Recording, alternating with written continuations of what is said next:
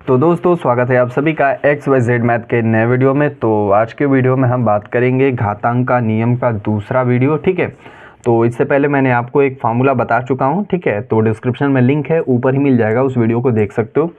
तो आज आप दूसरे नियम को सीखेंगे एक्सपोनेंट के अंदर। ठीक है, तो इसके अंदर मैं आपको बताऊंगा ये वाला फार्मूला, समझाऊंगा और 2 एग्जाम्पल के साथ इसको कंप्लीट तरीके से बताऊंगा। ठीक है, तो घबराने की कोई ज़रूरत नहीं। अगर आप पहली बार सीख रहे हैं तो ज़रूरी नहीं है कि आप पुरानी वीडियो देखें तभी आपको समझ में आएगा, क्योंकि मैं बिल्कुल ज़ीरो लेवल से स्टार्ट करता हूँ। ठीक है, लेकिन उस फॉर्मूले को सीखने के लिए आपको तो वही वीडियो देखनी पड़ेगी। ठीक है, तो चलिए क्वेश्चन स्टार्ट करते हैं और पहले समझ लेते हैं फॉर्मूला है क्या और कैसे यूज़ होता है।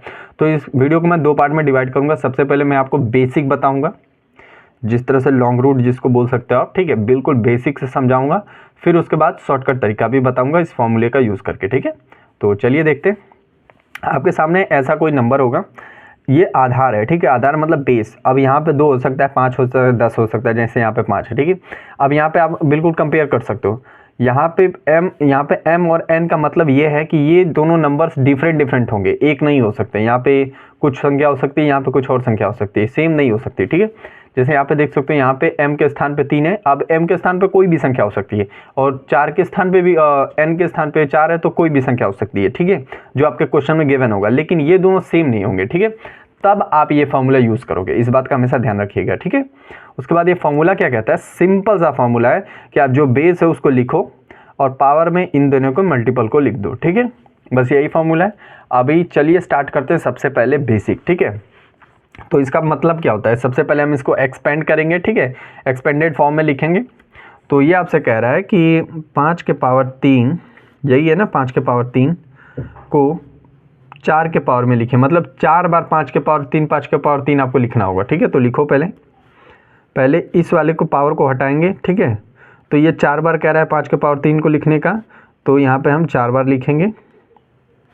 ठीक है, ये 4 बार हो गया ना। अब हम इस 3 को तोड़ेंगे, तो पहले तो 4 तोड़ेंगे, क्योंकि 4 बार पावर हट गया। अब ये क्या बचा, 5 के पावर 3। तो इस 5 के पावर पर 3 को मैं क्या करूँगा, और एक्सपेंड कर दूंगा। तो अब ये नंबर हो जाएगा, ये 5 के पावर 3 का मतलब 5 बार 3 बार। ठीक है, सॉरी, यहाँ पे 5 बार 3 लिखना होगा, 5 बार। ठीक है, अब इसको फिर आगे लिखेंगे सेम तरीका, यहाँ पे भी 5 3 बार, फिर यहाँ पे भी 5 3 बार, फिर यहाँ पे भी 5 3 बार। ठीक है, अब इसको आप मल्टीप्लाई करोगे तब जाके आपका आंसर आएगा। ठीक है, तो अब यहाँ पे आप काउंट कर सकते हो, 5 के पावर 1 2, यहीं पे गिलो ना, यहाँ पे 3 3 6 3 चौके 12। ठीक है, तो 5 के पावर 12 लिख सकते हो डायरेक्ट। ठीक है, ये आपका लॉन्ग रूट हो जाएगा। ठीक है, आप ऐसे आप फॉर्मूला का यूज़ करोगे तो तुरंत आंसर आ रहा है। देखो कैसे, ये आपका पहला नियम हो गया, और ये यहाँ पे दूसरा तरीका है। ठीक है, क्या करना है, इसमें फॉर्मूला बोल रहा है कि अगर आपका बेस है, ठीक है, चलिए हमारे यहाँ पर बेस है और m और n की वैल्यू डिफरेंट है, चलो ये भी डिफरेंट है, तब ये फॉर्मूला यूज़ होगा। फॉर्मूला कह रहा है कि a के स्थान पे जो संख्या उसको लिखो। तो चलिए a के स्थान पे 5 है, तो इसको लिख दिया।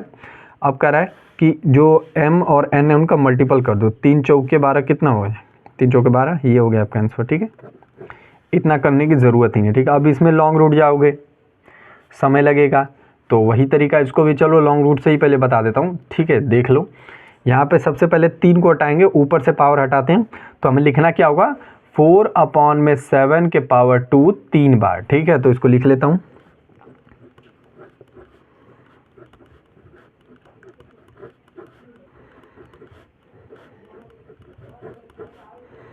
ये हो गया ना। अब ये आपका 3 हट चुका है। अब मैं क्या करूँगा, स्क्वायर हटाऊंगा। तो अब इन दोनों का सबका स्क्वायर हटाऊंगा, तो ये डबल डबल लिखे जाएंगे।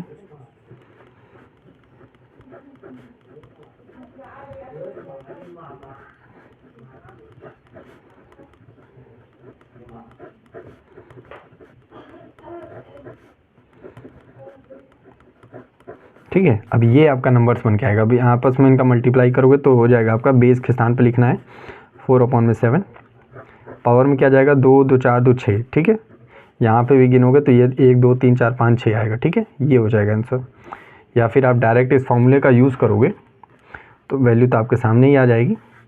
क्या लिखना है, यहाँ पे वैल्यू आपकी डायरेक्ट आप लिख सकते हो, यहाँ पे देख के कि सबसे पहले बेस लिखा 4/7, और ये दोनों का गुणा हो जाएगा 2 गुणते 3। ठीक है, तो ये हो जाएगा आपका 4/7 के पावर 6। ये हो गया आंसर। तो आई होप आपको क्लियर हो गया होगा कि इस फॉर्मूले का यूज़ कैसे करते हैं। तो आज के वीडियो में बस इतना ही रखते हैं, मिलते हैं अगले वीडियो में, तब तक के लिए पढ़ते रहिए।